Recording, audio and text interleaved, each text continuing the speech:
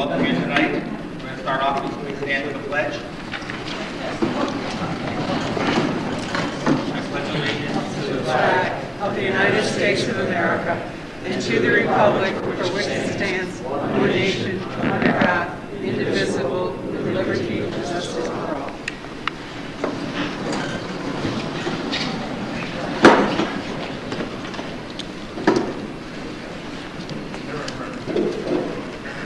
I want to welcome you to the first of what we hope will be a constructive meeting between the NCCS Board of Education and the NCCS community regarding the upcoming facilities renovations and possible new construction.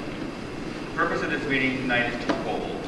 First, to share with you where we are in the process at the present time, and secondly, to obtain your thoughts and your concerns as we continue onward throughout the process. Those who don't know, I'm Michael Ankowiak. I'm President of the Board of Education. Seated up here, starting on the left, first we have Krista Grandpree, who's the Superintendent of Schools. Next is Henry Schaus, who's with WPS Consulting. Next is Randy Collins from Collins and Scoville Architects. Next is Jackie Kelleher, the school attorney from Harris Beach. And we have Perrin Knapp, who's the Vice President of the Board. And then board members Linda Gagno, Steve Novacek, Silva Marnes, and the board clerk Eileen Dupre. Tonight what we want to do is split the program into two parts. We're going to give you a little background information. That'll be given by Mr. DeGrandpree, the superintendent. We're going to review the 5-year plan that we have to date, and Mr. Schaus will do that. And then we're going to go over some of the design options that we've come up with so far, and Mr. Collins will give that. We're hoping that'll take about 15 minutes, and we're hoping to have the public comment, any questions, comments, concerns that you may have for about an hour to an hour and a half. And then we're going to start off first with some background information. I'm going to call on Mr. DeGrandpree, the superintendent, to give that portion of the program.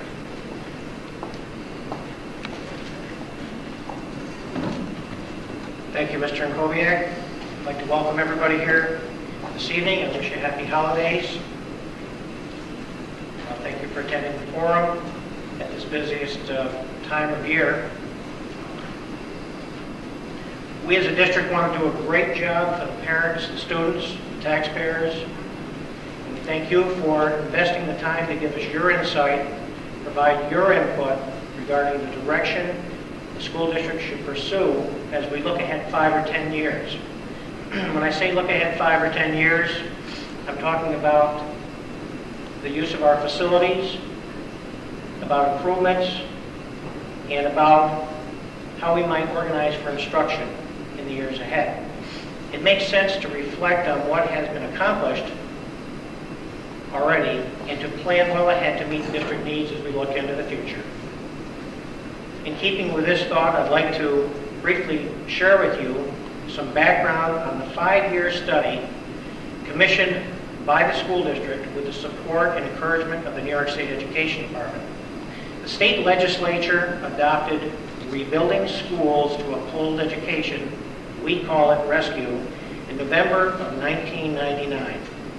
To be in compliance with the commissioner's regulations and with the direction of the Board of Education of the school district asked WPS Consulting to complete and submit to the State Education Department a building condition survey report. The report included an evaluation of all systems within the schools of the district: heating, electrical, handicapped accessibility, water systems, the adequacy of space for instruction.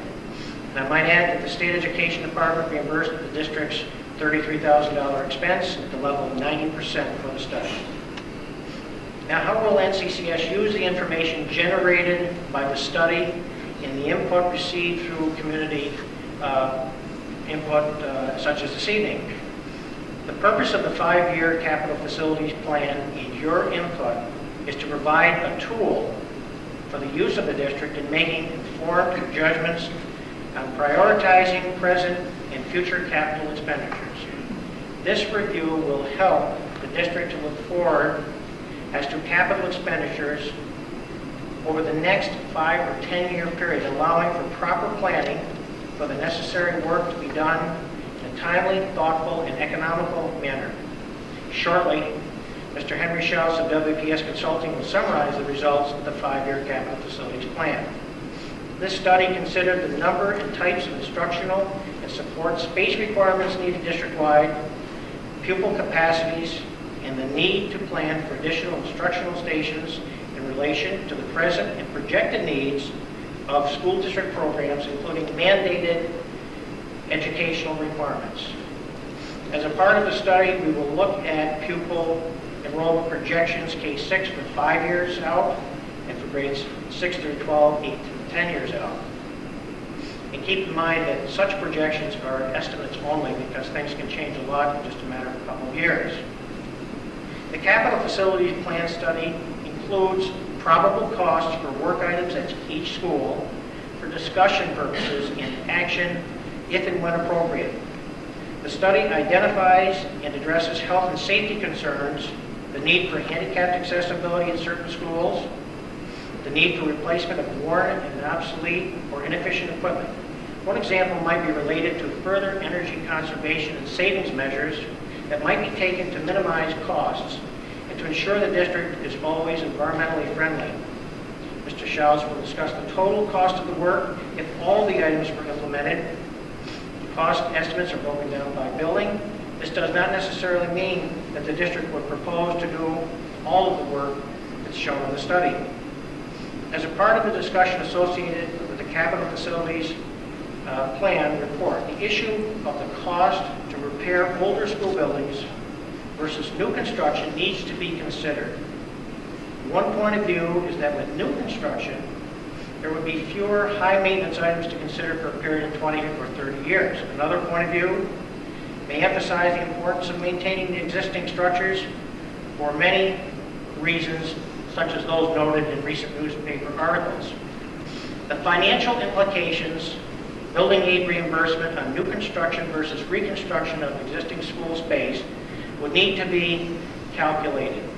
Depending on the plan, in which there are a number of scenarios, there may be more aid for renovation of facilities than for new construction. This would have to be weighed and assessed with the potential savings of reduced maintenance and other efficiencies and economies that could accrue by consolidating services. Yet another factor to keep in mind is the present fiscal crisis in the state of New York.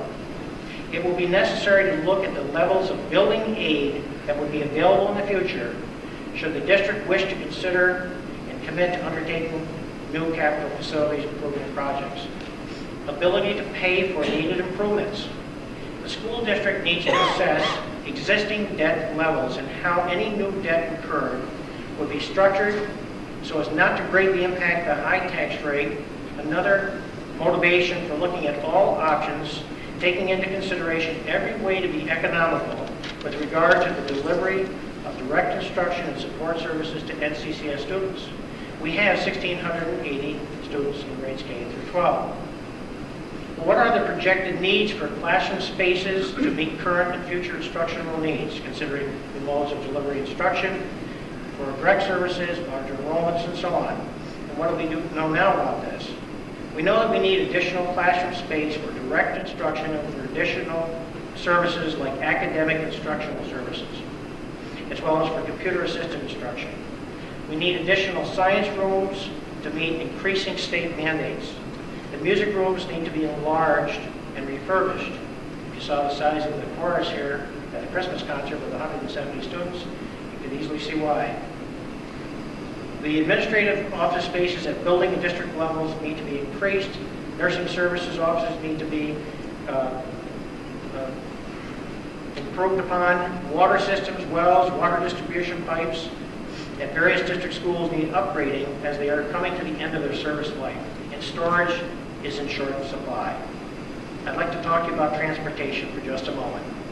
The district's transportation facility, plus maintenance garage, is in need of modernizing and enlargement, with a need for more regular inspections of school buses, greatly increased training requirements, more students, more mandated programs, more services for regular and special education students. Additional bus runs are projected, and the repair facilities need to maintain the fleet and host training sessions for drivers and necessitate bus facilities be improved.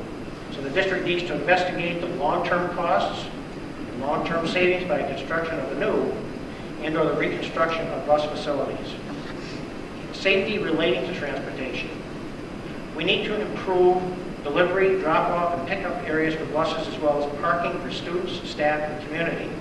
Increasing congestion is noted at various school sites, and this is a concern.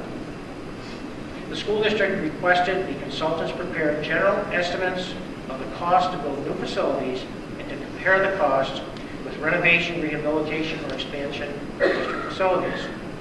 A little bit about efficiencies. The district feels that we have an obligation to the communities served by the school system, the students, the faculty, the parents, and the taxpayers to lay out what, if any, savings could be effected under one or another possibility or possibilities. After all of the investigatory work, the study, and appropriate consultation with the public, the necessary votes of the public, should the district move forward, what savings might accrue under certain possibilities or scenarios? Savings in professional staff, support staff, better utilization of staff, the need for long-term maintenance, energy savings, improved safety, and security are among the topics to be considered. Mr. Collins, the architect present this evening from Collins and Scoville, is going to conduct a little discussion tonight as to some of the plausible possibilities should the district move forward, and he'll be speaking in a few moments. Well, with this background, I'd like to turn the meeting back over to Mr. Koviak, and we'll move forward with the program. Thank you. The next part of the program is going to have Mr. Henry Schaus from WPS Consulting give us an overview of the 5-year capital facilities plan. Henry?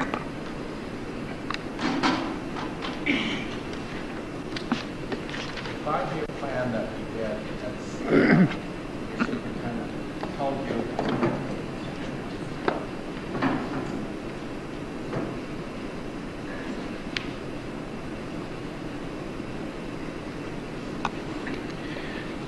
the 5-year plan mandated by the state ed resulted in our doing surveys of all of the buildings and also incorporating the state mandated requirements, which even when school districts don't increase in size, have programs that have to be dealt with, notably science, which require additional space, so that in each of the buildings there is an addition potential because of this.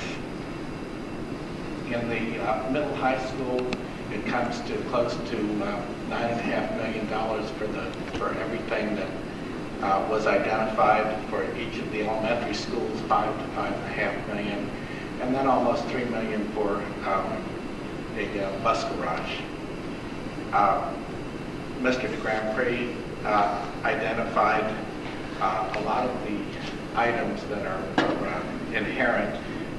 Some of them at the middle high school include site revisions with sidewalks and paving modifications, which is about a third of that total. On the next school, on Champlain, in addition to additional space for science classrooms, which is about half of that total, there is upgrading for repairs and obsolescence, site work, fencing, masonry restoration, and cleaning, and work on the water distribution system and the heating system piping. At that school, we a couple of years ago had an emergency boiler replacement, which took care of the boiler room, but the rest of the piping in the school needs attention as well.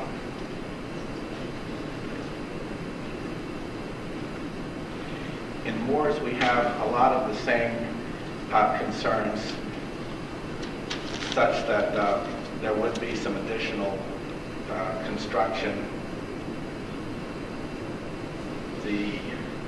There's also masonry restoration and cleaning there. replacement of a large amount of old carpeting and ventilation systems. On Rouse's Point, there is the similar additional classrooms, which is also about half of that cost. Here again, masonry, restoration, and cleaning, and water distribution concerns, and ventilation. So there are a lot of items that add up to this that have smaller items, but those are sort of the highlights. We were then asked, based on the high cost of these various things, if there were new construction alternatives. And we're going to ask Randy Collins and Scoble to discuss some of the possibilities. There may be others.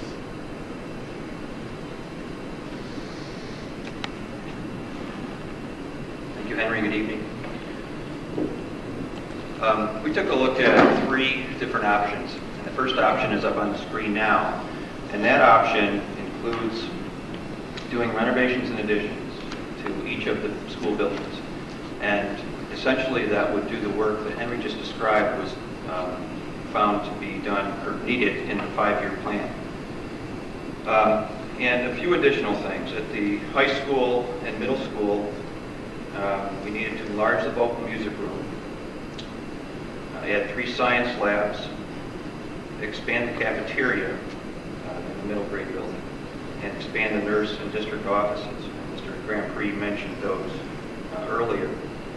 And that's why the high school, or the total number here, went from 28 million to 30 million. Again, if all of those things were done, we would keep all of the schools open, do the renovation work and additions to each of the schools. So that's option 1. The board then asked us to take a look at what would be some of the other options. And this is a Miller. The second option actually has two possibilities. This option involves building a new elementary school on one of 2 sites. We would still have to do the renovations and the additions at the middle and high school. And this option would involve closing Champlain and Rouse's Point elementary schools, which are the 2 older buildings and the 2 smaller of the 3 elementary schools. Moores would still need to be enlarged and have renovation work done. And we would still need to do the new bus garage and renovate the existing maintenance facility. Then comes, I guess I'll call it option 2A and 2B. Option 2A would be to build a new elementary school that would accommodate students from Rouse's Point and Champlain here on this site. And it would be toward the back of the site, and I'll show you a site plan of that in just a moment. The second option would be to put all of the elementary students on one site at Moores, and to do a large addition at Moores for all the elementary students in the district. Then we came up with the third option, and the third option was to also, hold on,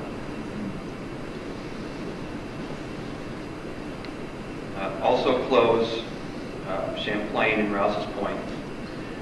And then instead of building a new elementary school, build a new middle school, again on this site. And the current middle school would become an elementary school for Rouse's Point and Champlain elementary students. And you can see that of the 3 options, this was the most expensive because a new middle school would cost more than a new elementary school. So the first 2 options were a bit over 30 million. This option 3 is about 33.6 million. I'm sure there's other options, but these were the 3 that came to mind. This, going back to option 2, just to give you an idea of what an addition to Moore's School may look like, the light green or yellow colored buildings are the existing buildings on Moore's site. The green is the outline of the entire property, and then the blue section of building would be a possible addition. We would have to add another gymnasium space and classrooms in order to accommodate all of the elementary students in the district. And this is a close-up shot of that, of the building. We would envision a new bus drop-off at the top of the screen there.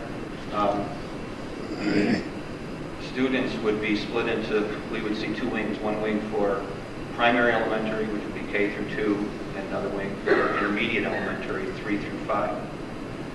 And then we would want to separate the parent drop-off in the front of the school to the bus drop-off in the rear. And again, this is very preliminary. It's just one idea. There's a lot of work that would have to be done if the board were to choose this option.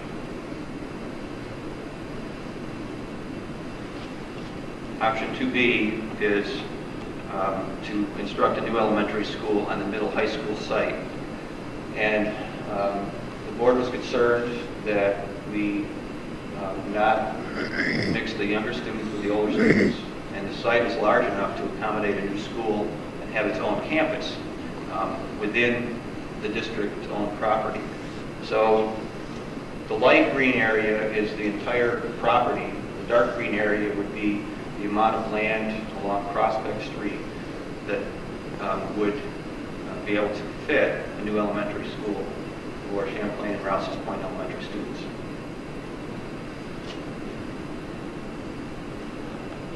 And again, this is an enlargement of the area of the elementary school.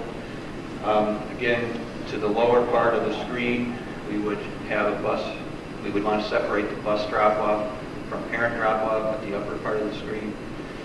And the central core facilities would likely include a combination gym auditorium and cafeteria, main offices, and then the 2 wings would separate both the primary and intermediate elementary students.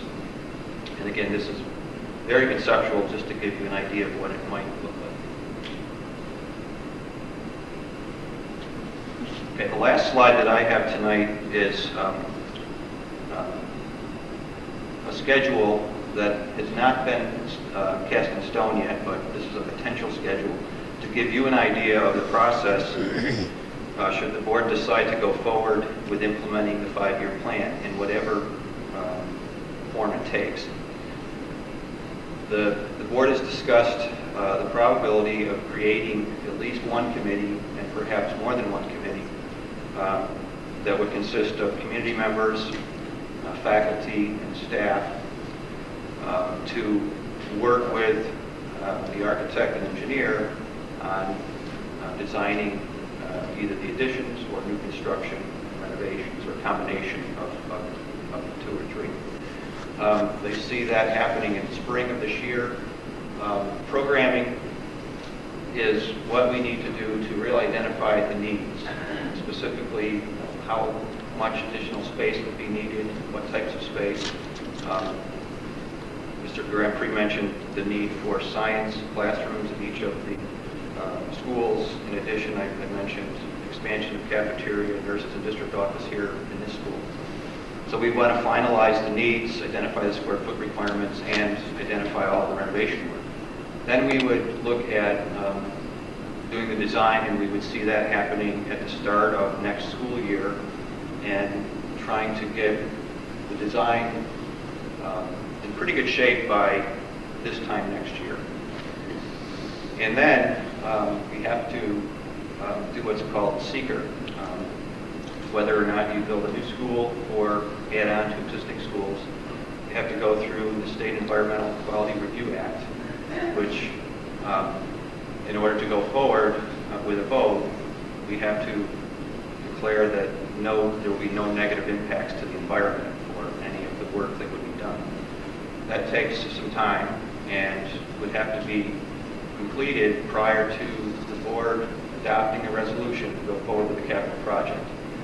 And we would see that taking place in the spring of next year, or late winter.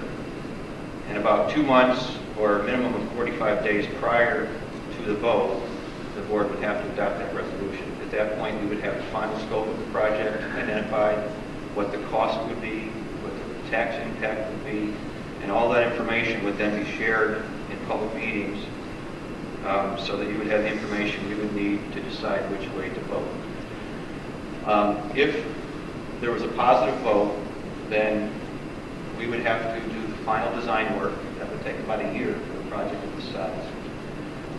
We would then have to submit to the state education department, and that takes about 6 months for the state department to review the final drawings and specs and give us their approvals. Once that happens, there would be a public bid. It would not be uncommon to have 100 contractors take a look at the drawings and specs and provide bids on the work. And we would want to bid in January, February, when we could prices, start construction in the spring of 2006, and then complete construction in August of 2007.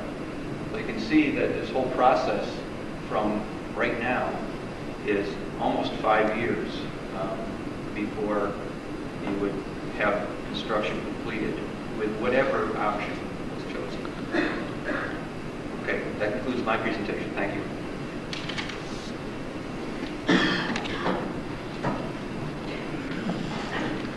The second phase of the program, the forum tonight, is going to be any comments or opinions that the community has out here.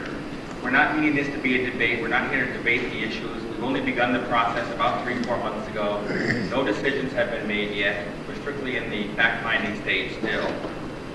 What the school board is looking for is any opinions, any concerns regarding the proposals that you have just heard. We're also looking for any other input from the community and any other ideas somebody may have regarding the best and most efficient use of our buildings and our staff over the next 5 to 10 years. I ask when you're speaking to please introduce yourself. We ask you at first to limit your comments to 2 to 3 minutes so that each person who wishes to speak may do so. And then as time permits, we'll allow for more comments after that. Okay, the floor is open. Yes, sir. John Goslowski. I don't have a comment, I have a question. Give us some figures on enrollment projections, class sizes of these two buildings. Do you have some information on that? Yes. Absolutely. Would you like to see some? Eileen? Sure. We can give you class size information. However, as far as projections go, that, a lot of studies need to be done with that,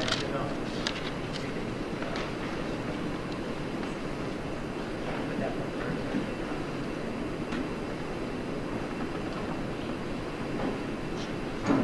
Okay, was a very abbreviated look at enrollment history. Went back to 1996, 97, 2001, 2002, 16, 65, 1682 this year. And this is what we estimate it will look like over the next 2 or 3 years. But as you would know, and then with the school business, this is very difficult to project. This can change quickly. So we would do a much more in-depth study. And why don't we just take a look at existing class sizes at this time? Which would be, might be easier with the other sheet. Okay. Folks, can you see that? Anybody back here? Can't hear. Can't see. Can't hear. Can't see. Okay. All right. At the kindergarten level, I'll just read them off to you if that helps a bit. We have 5 sections this year, and the class sizes are 19, 19, 19, 18, and 23. Our goal, the K-3 level, is not to have more than 23 in a classroom. At the first grade level, it's 22, 23, 17, 19, and 19. At the second grade level, 20, 20, 19, 20, 20, and 20. We have 6 sections at that grade level. At the third grade level, again, 6 sections, 19, 17, 19, 21, 15 or 18? 15 and 16. And now 4 through 6. Thank you. In grades 4 through 6, the goal is 25. And the numbers look like, with 6 sections, 18, 17, 17, 19, 21, and 20 students. In grades 5, it would be 16, 17, 18, 21, 19, and 18. In grade 6, they're part of the middle school. The goal again is 25, and maybe you could put that other sheet up because it will show in summary. I got that other sheet here. Let's see. For grade 6, 157 with 6. I'm trying to think of how many sections we have there. Mr. Mulligan, how many sections? 6 sections. 6 sections. Thank you. In grade 7, 178 students. Grade 8, 157 students for a total population in the middle school of almost 500, 492. In grades 9 through 12, as shown, 9th grade 147, 10th grade 132, 11th grade 114, 12th grade 133 for 526 students. Does that help? I give you some idea? Thank you.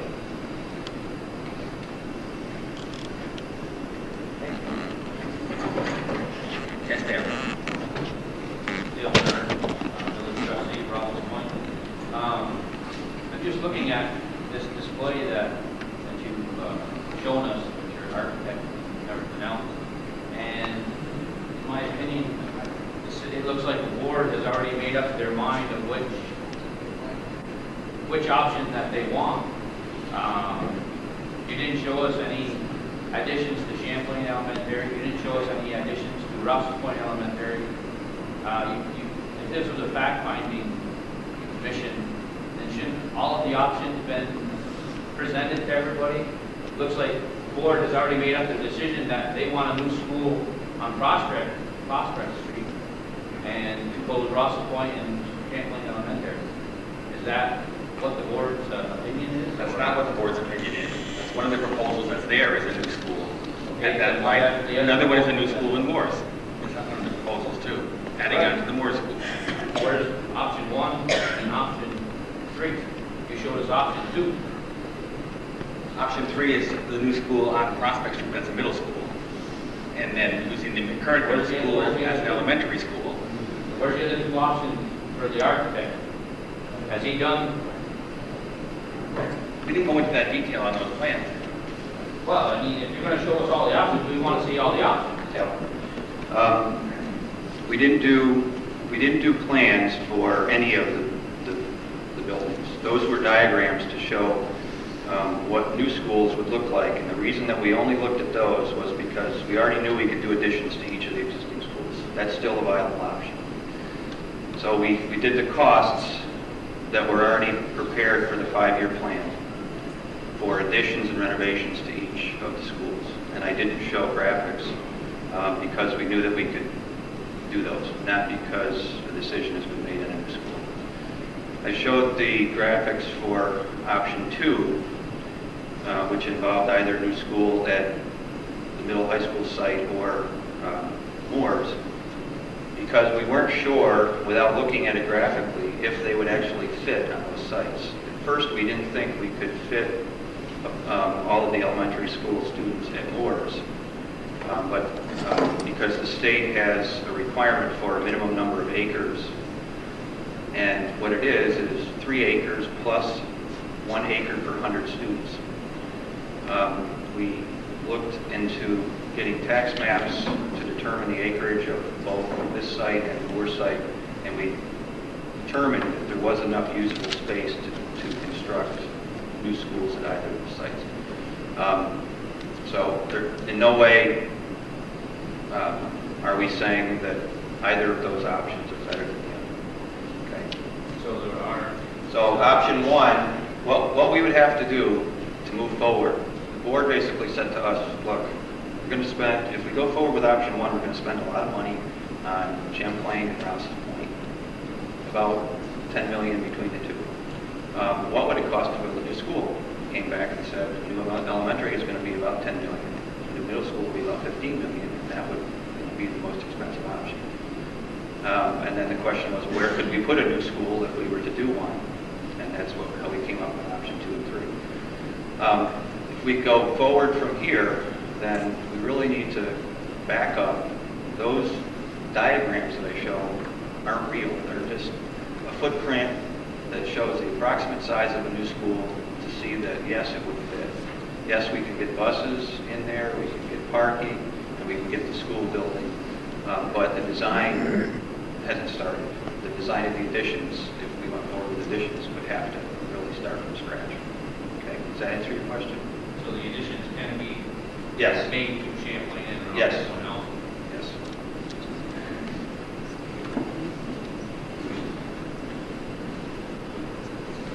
It's possible to build an addition as part of the renovation project, or if enrollment requires it, that's one of the options that we want to hear your input as to which way you think we should go to. The final decision does rest with the school board, but we do want the input from everybody. Yes, George? I believe, I guess it isn't working. Turn it on. No, it's there. I believe the board has this resolution, but I'm going to read it anyway. This is a resolution from the Village of Ross's Point, passed on December 2nd at our board meeting. It says, whereas the Board of Trustees of the Village of Ross's Point believes the Ross's Point Elementary School to be a safe building, whose central location is an asset to the children and the parents of the village. Whereas the Board of Trustees also believes the school is an economic building to maintain, and whereas the Board of Trustees of the Village of Ross's Point believes that the Ross's Point Elementary School to be a focal point to the village and somewhat of a landmark of which past and present residents boast, and whereas the Board of Trustees of the Village of Ross's Point believe closing the elementary school in Ross's Point would have a detrimental effect on the economy developing in Ross's Point Village. Therefore, be it resolved that the Board of Trustees of the Village of Ross's Point wish to make it known a strong opposition to the closing of the Ross's Point Elementary School in this village. This resolution was put to a roll call vote. The mayor voting aye, myself, trustee Menard being absent, trustee Huckrow aye, trustee Penfield aye, and trustee Jefferson aye. And I believe that the Ross's Point School is your cheapest school to maintain. And heat-wise and everything else, you got nice, cheap electric power there, and that school is totally electric heat. I can't see where you got to spend so much money for an upgrade of a heating system when the school's electric heat. But I'm not an architect or an engineer. Thank you.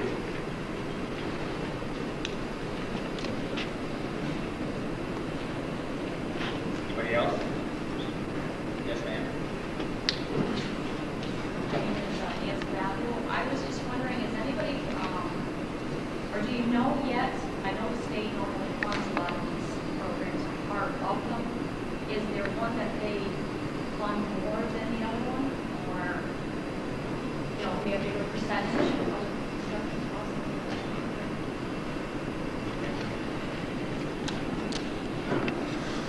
The question was to discuss the funding reimbursement that the state provides, which is building aid. Currently, the state building aid here, Chris, you can correct me if I'm wrong, is 95%. Yes? Okay. What needs to, and that means that this, if you were to do a project today, the state would reimburse 95% of the cost of the project. Is that any help? Okay. Before it gets a little complicated, I'll try to explain. In general, renovation work is fully aidable, meaning that you would get the full 95% aid for the renovation work. This project will entail renovation work in every building. So, and it will also entail, again, if the board decides to go forward, new construction, be it additions or brand new buildings. And new construction generally isn't aided 100%. So, my experience has been that additions are usually aided very close to the 100% aidability. New schools may only be aided at, say, 75%, which means that the school, the state would reimburse 75% of the 95% of the cost of that new school. Okay. So the aidability is different for new construction than it is for renovations. The only explanation I can give is that the aid calculations were developed back in the 50s, and they haven't changed. And they haven't taken into consideration some of the needs that you have right now for additional science labs, for increased size of cafeterias, gymnasiums, and so on. So for that reason, generally new construction is aided a little less than renovation. All of that needs to be calculated after the design work would be completed, and that would be done and shared with everyone, and that certainly is one of the criteria.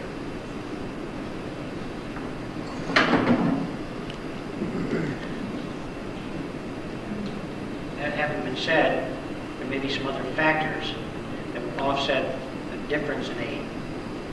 Any efficiencies that were possible might make a difference. If you were to sell a surplus building, for example, there would be the revenue from that that might offset the difference in cost and actually might pay the local share. Do you understand what I just shared with you?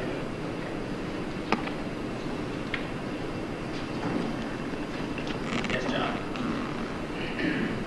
John Huckrow, Village Trustee, Rouse's Point. Mike, I'm going to take longer than 3 minutes, so just tell me to shut us down. Okay. And I'll be back. Okay? I'd like to start by and this will relate. A few months ago, I learned that Mr. Granfrey was going to retire, and that there was a search going on for his replacement, and I told Ms. Martins that I would like to consider to serve on that as a member of the community as we have in the past. She was going to delay that. That's not true, Mike. The reason that I would like to serve on that is I would like to assure that who the new superintendent is somebody that is very open-minded about the physical structure of this school system. And I volunteer my efforts for that, should you, but I'm not much of a yes person, so I really don't know that I'll be accepting. Let me get into what we're talking about tonight. First off, I think the elementary buildings in this district aren't in bad shape at all. We've put many millions of dollars into them over the years, and they are in fine shape in most ways. I do think there's some plumbing work that needs to be done in probably all 3 of them. But generally speaking, we've upgraded the roofs, the windows, the cosmetics, the electricity. Buildings are in pretty good shape. Granted, we do need more space. Secondly, I would like it demonstrated to us what the operational savings would be on any of those options, what the actual numbers of operational savings would be, considering that there would be some additional expenses. Thirdly, our community schools are very, very important to the North Country. I took the back road out of Peru the other day. I was on my way to Huntington, and off on the left was a huge factory where they now have about, I don't know how many cows. And kids aren't cows. They don't need a factory. Little people need the community, the warmth they have in our community schools. Parents need access to those. They would not have access as they do currently if they had to leave Rouse's Point, Champlain, Bourges, wherever, and come up to a school that was away from them. Not for little people. It's okay for the older folks. It seems to me that there was a big issue last year about test scores of the students at the end of 8th grade. I think that if you look back into the records, when those students were at the elementary school level, so we had scores at the end of 6th grade, the scores were substantially higher. As a matter of fact, we neared 100% on state test scores in most areas. Another issue is Rouse's Point was named as one of the 12 quality communities in New York State by the Lieutenant Governor last summer. This happened because Secretary of State Randy Daniels visited Rouse's Point and saw the community as a whole and said, This is the kind of community we want to put our efforts into, to make it a demonstration community, and to take the school out of Rouse's Point would severely detract from the quality of our community life.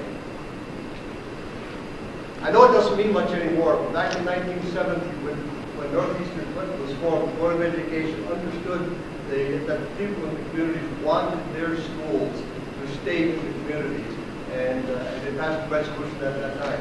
I understand you're not bound by that, but that was something that was given to the community, the citizens of our district at that time. Thank you.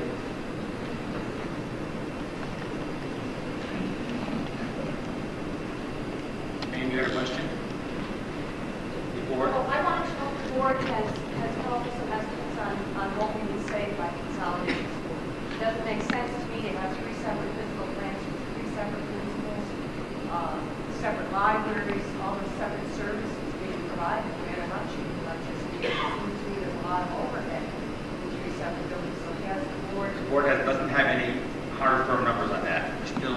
We haven't gotten to that stage of coming up with those numbers yet. But what you said is true. I'm assuming that you'll do that. Yes, we will. That could be part of the committee work that we'll want to, when the committee get together and we decide which way we're going to go.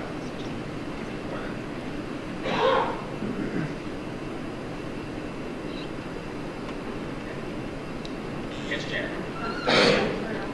I know there was a comment that Dave made regarding the more geographic center of our district. Is there any regard to what the population center of our district is, where most of the children and people located as far as locating school and most of the people are, instead of out away from the population? Your question was that Moores is the geographic center of the district, close to Moores, and where is the population core? I think the population core is around the St. John's Road, if I'm not mistaken. Right, Chris? Sort of The middle of the population core is at the St. John's Road, halfway between Champlain and Moores.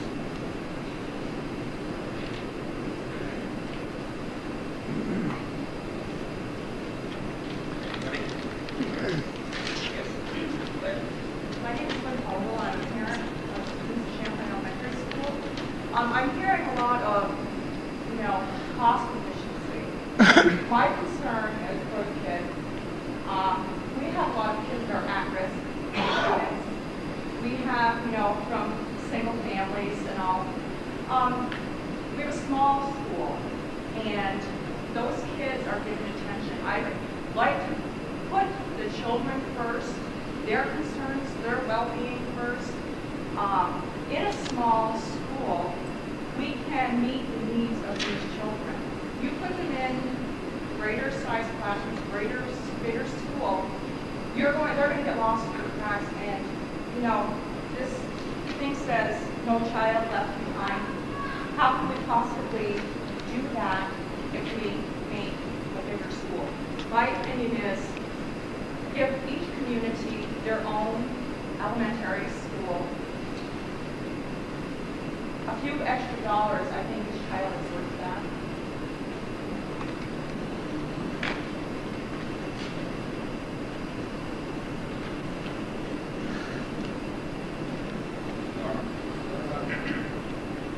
Not a comment, again, on the question. If I'm reading this correctly, none of these proposals will change class size. Is that correct? At the elementary level, we're bound by class sizes and by the contract. None of these proposals affect class size, so the additional spaces are picked up. Go over that again, what's all the additional space for? Classroom space.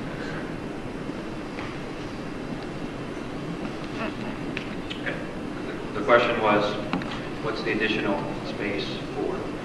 Let's take option one, which is additions at every school.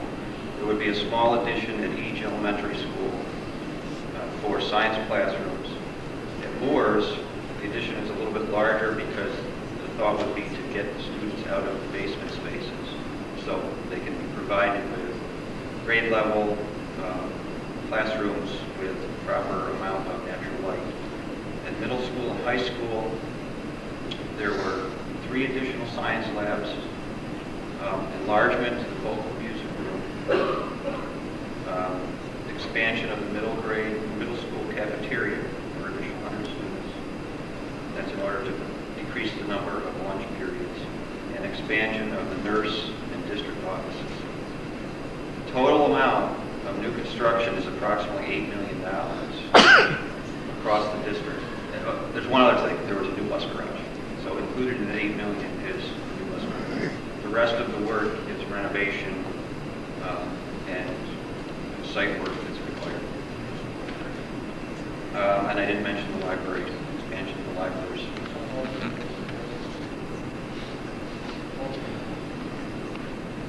Some of the libraries are in basements and are too small. So it isn't to take care of increasing enrollments. It isn't to take care of making class sizes smaller. It is to provide this additional space that's required for mandated programs and also increased size for some of the core facilities.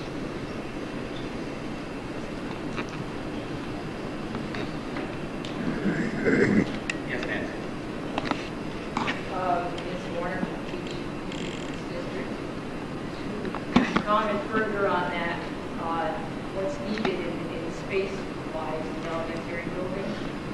Presently, in Rouse's Point, the music teacher shares the art room, and the floor in there is a tiered level floor with many tables around, and it is not designed at all for any type of movement or musical activities. So that room really is not sufficient for teaching music, besides the fact that the present music teacher can't really store very much in that room. It's being used by the teacher. In Champlain, the library is used for music classes. Again, there's limited space for movement there. She can't store any materials in there.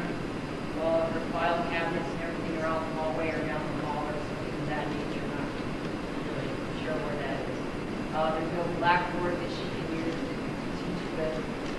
And no stereo in there. She brings in a tape player, but she can't play any CDs, so she's got to copy everything over. Tape that she plays CDs to let the children listen to music there. So there definitely is more space needed in these elementary buildings.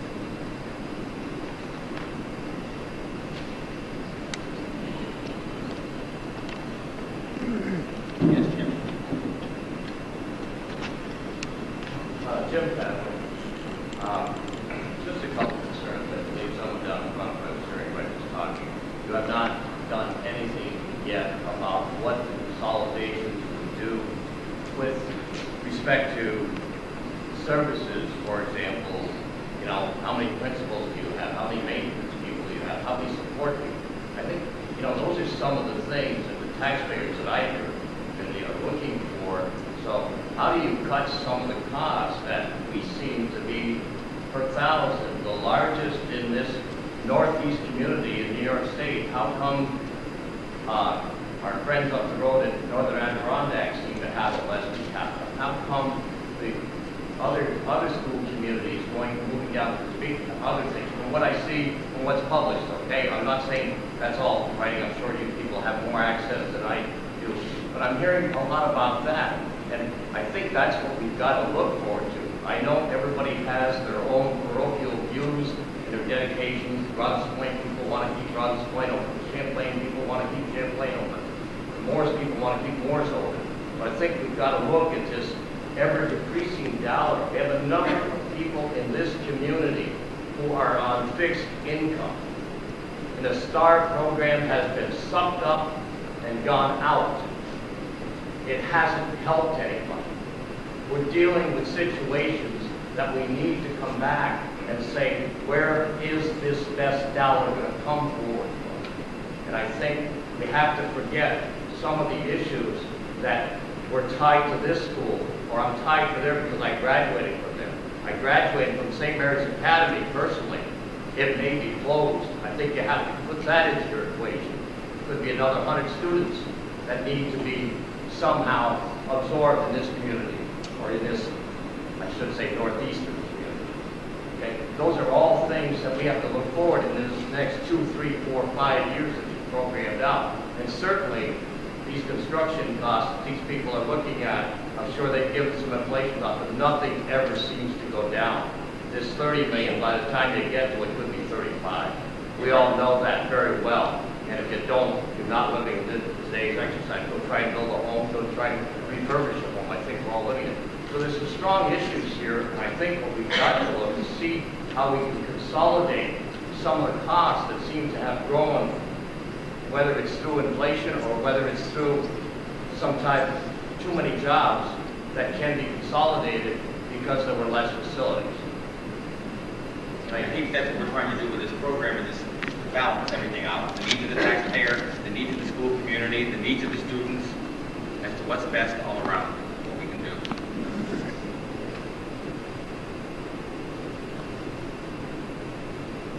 Anything else? Mike? Yes, Cal. Is there a reason why Moore's Elementary is not included in any of those closure? Because I think the main reason that's not included is that to close Moore's Elementary and move it to the main campus here, that was one thing that was briefly discussed. Some of those little kids would have an awful horrendous ride on the bus from the other end of the district there.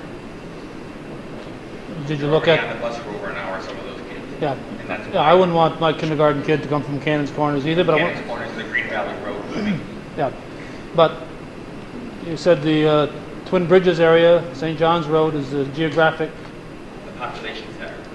and you know, you look at purchasing property there and putting a building up? We didn't look at purchasing any new property. No, that wasn't looked at. That's a possibility. If you're gonna bring this to the voters, I know the only way the voters in Rouse's Point and Champlain will consider it is if Moore's is included. If you're gonna bring it to the voters, you're gonna close 2 school districts, you might as well not bring it to the voters, because that isn't gonna happen. Maybe if you bring all 3 to the voters, it might not happen either. But I know darn well, Rouse's Point and Champlain aren't gonna say yes if Moore, and again, I'm like Jim Fowler, my kids went to St. Mary's, I've got no bone to pick with anybody here on this.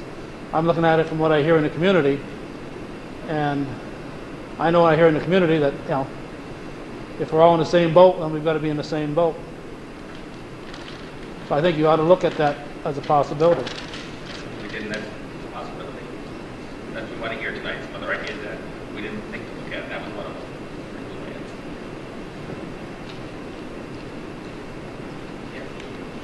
Jessica Badger, I don't see where children, having to be bused from Moore's to our bus ride. What's the difference with children from Rouse's Point, from Champlain, having to be bused to Moore's?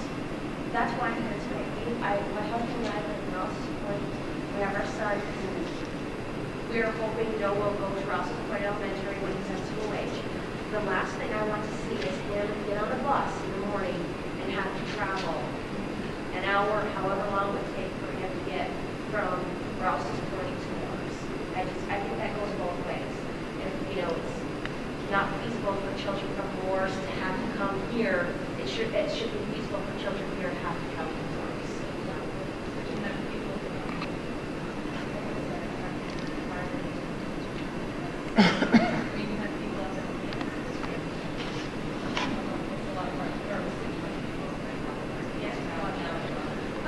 And I think that older children have a better time handling things like that. A 5-year-old, We're not here to have a debate on the issue that there's a point to each side. When we're talking older children, I mean, this is our first child. I have nieces and nephews who have gone through grade school, and when they get to the middle school, it's a traumatic experience for even a 6th grader. It used to be a 7th grader, he's a 6th grader. A 5-year-old to put on a bus, send them to a school, and the proposed the one elementary school here at this location, that's not a traumatic experience for a 5-year-old to walk into this building, first day away from mom and dad in this new environment, and there's 1,000 kids, as opposed to, and I'm really not sure the exact numbers, but as opposed to the smaller elementary schools. Smaller kids, more hands-on. That does happen. The school will not be 1,000 kids. It'll be about 350, which is the exact size of Moore's right now.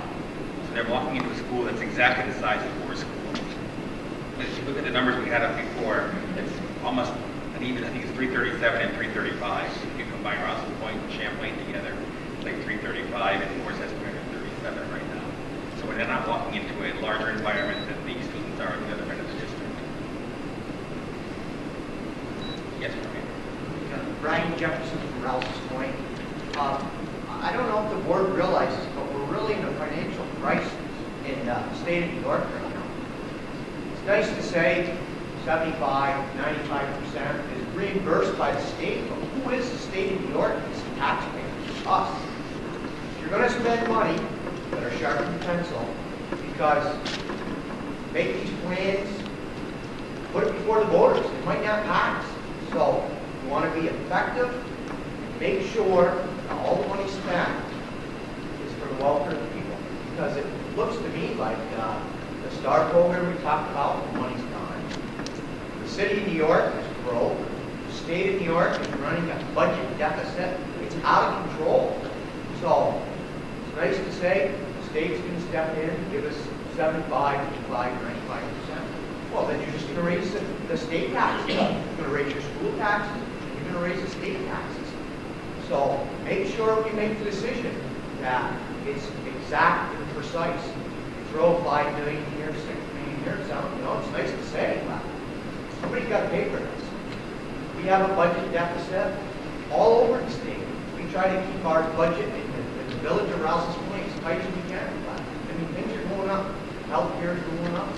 Everything's going up 3, 4, 5% a year. So, don't raise our taxes. I mean, just let's not be like the federal government and take money and just throw money at things and put the fire out, and it's not going to work. So it's very important to be effective. So I hope you come up with a good decision. I can't see the enrollment of schools going up. People are having less kids today. Yeah, over the next 4 years, you saw the enrollment, it goes from 1682 to 1750. It basically stays the same. We can't go up further than that because the kids aren't born yet. So we don't know what the enrollment is. Based on the current statistics we have in the area now, the school enrollment should stay the same over the next 4 years. Okay, thank you. Yes. I have 2 questions. One is, when posting a school building in a community, financially, how does that affect the community? There have been others, granted they went to a prison, something I don't want to see a prison come to Champlain. But how does it affect? Actually, I can ask 3 questions. When you close a building, you talked, Mr. Gregory, about selling the building. It was an issue, a question I brought forth last spring when the conference was coming up. How long do you have to hold on to that building before you can actually sell it? And while you're holding on to it, you have to maintain that building. My 3rd question is, for each child enrolled, you get state funding, right? If a child is homeschooled, you don't get state funding, right? So there's an option for parents who do disagree, because you can put all these rules enrollment there. Parents choosing not to bus their kids, they decide to homeschool. Parents have an option. Jackie, you want to address the first question about schools? Please, sir. There's no state law requirement that says you have to hold a school building for a certain amount of time before selling it. Once you've moved the students to another facility, the school building can be sold. If there is a petition by 10% of the registered voters in the district, you can put the sale to a referendum, but if there's no such petition drive, the school can be sold for whatever reasonable market value is. Often they'll be listed with a local real estate company or something like that. They tend not to be, except for in rare circumstances, they tend to sit on the market for a little while because they're a unique piece of property and they take a unique buyer. Does that answer your question? Thank you.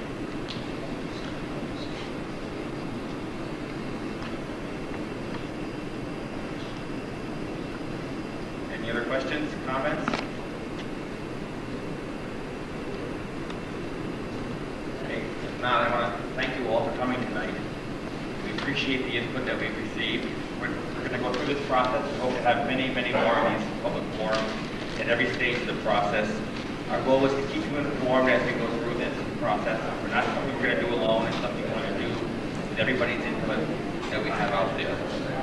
There'll be some coffee and refreshments out lobby if anybody wants to stay around. We'll be out here if anybody has any more questions.